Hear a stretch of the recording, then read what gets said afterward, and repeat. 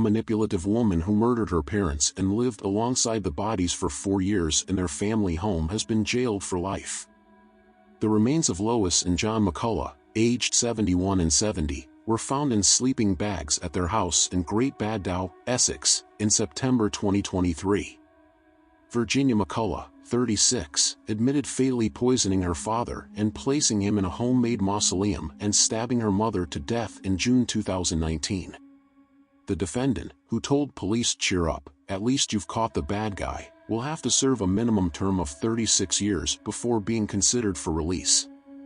She ran up large debts on credit cards in her parents' names, and after their deaths she continued to spend their pensions.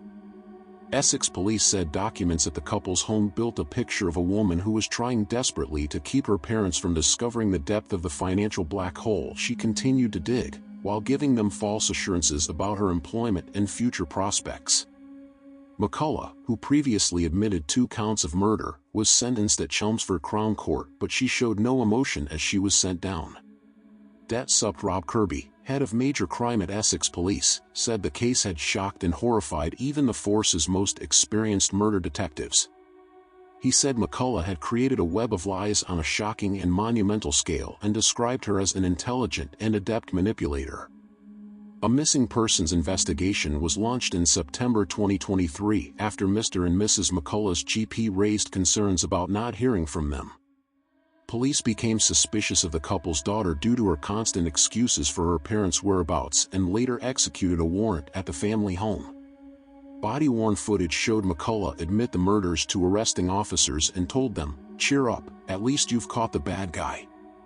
She confessed to police how she created a cocktail of drugs to poison her parents on June 17, 2019, days after using her father as a guinea pig to test the concoction. McCullough poisoned her father with prescription medication that she crushed and put into his alcoholic drinks, prosecutor Lisa Wilding KC said. The effects were fatal for Mr. McCullough, but Mrs. McCullough was given a weaker dose and was merely sedated. McCullough then beat her mother with a hammer and stabbed her multiple times in the chest with a kitchen knife as she listened to the radio in bed the following morning.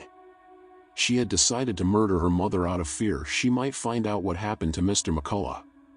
The court heard how Mr. McCullough's body had been stashed away in a homemade mausoleum of masonry blocks in his study. Mrs. McCullough's body was found wrapped in a sleeping bag in an upstairs wardrobe. McCullough told police, "When I was hitting her it was like someone badly playing the xylophone, it was willy-nilly." Following the murders, the defendant went into Chelmsford City Centre and purchased plastic gloves and sleeping bags on her father's bank card. Having concealed the bodies, McCullough would go on to persistently lie about her parents' whereabouts, cancel family arrangements and tell doctors and friends her parents they were unwell or on holiday, Ms. Wilding said. COVID restrictions were a stroke of luck for this defendant in pursuing the deception that her parents were still alive, the prosecutor added.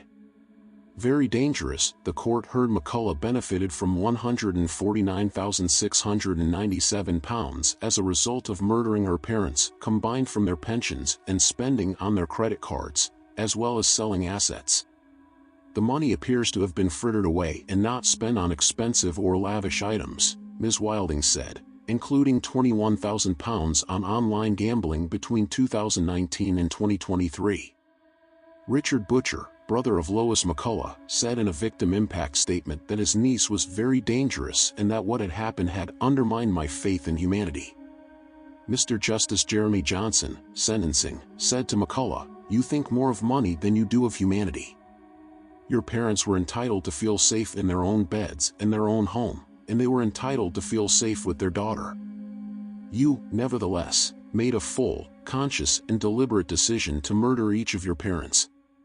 If you like my videos, don't forget to like and subscribe to my channel.